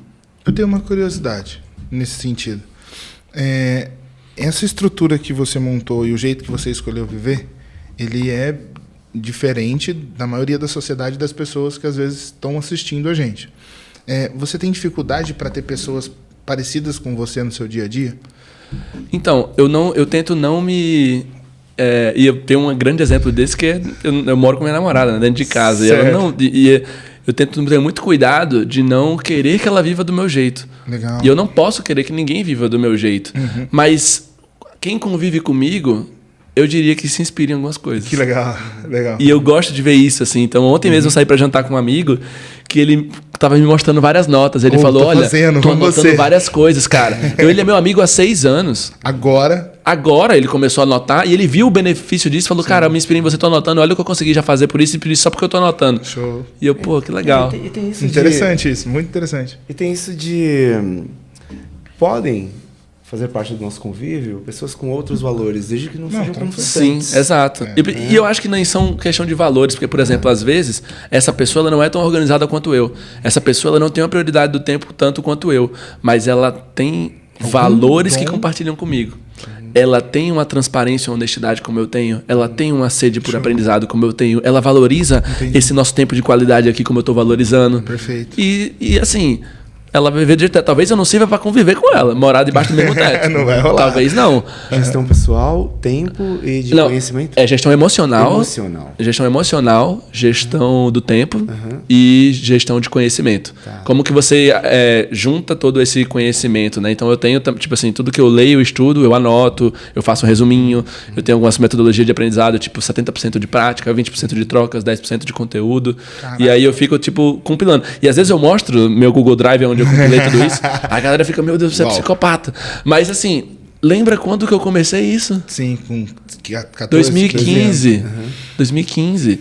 E todo ano, e na verdade, ultimamente, até toda semana eu paro, olho para a semana anterior, que eu vivi toda essa gestão, e eu faço, o que eu aprendi com a semana passada? Eu consegui fazer o que eu tinha planejado para fazer?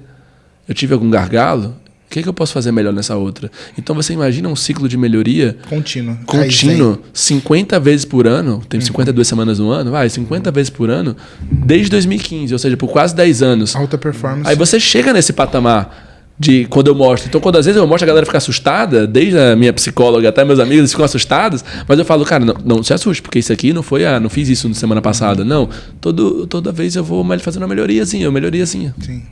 E aí a pessoa e vai chegando nesse ponto. Então, não é o ponto de tipo, eu não consigo... Às vezes a pessoa olha e fala, não consigo ser assim, isso é neura demais pra mim. Não, pra mim não é neura nenhuma. Eu não me esforço pra fazer tudo isso, porque já é hábito, já é inerente. Um cara que corre 42 quilômetros, né? Ele não começou correndo do dia pra noite. Exato. E ele faz ali um ritmo, uma constância. Sim. O dia que ele corre 42, ele... E na verdade isso me ajuda muito mais a ser menos neurótico. Eu imagino. A ver que eu só tenho controle de algumas coisas, e às vezes nem tenho tanto controle assim, mas eu consigo prevenir algumas coisas. Legal. A gerenciar alguns hábitos. Né? Então eu consigo... Às vezes a galera faz tipo, eu não consigo fazer tal coisa.